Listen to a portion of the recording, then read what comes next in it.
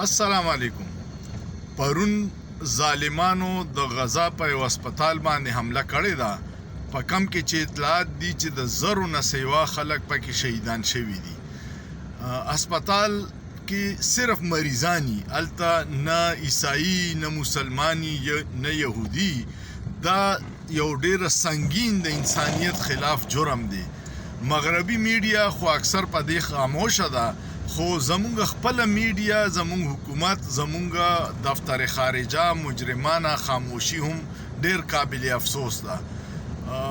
الله دې رحم وکړي، ځکه چې څه حالات روان دي ډیر زیات د افسوس دي. په هسپتالونو باندې حملې چې څوک کوي هغه انسان نشي کولی. ډیر یو بې غیرته کس کیدی شي چې په هسپتال حمله کړي. الله دې په ټولو مسلمانانو انسانانو باندې رحم وکړي او الله دې د دوی مشکلات ختم کړي. سوچ پیو کې په سوچ کې څه ګناه نشته.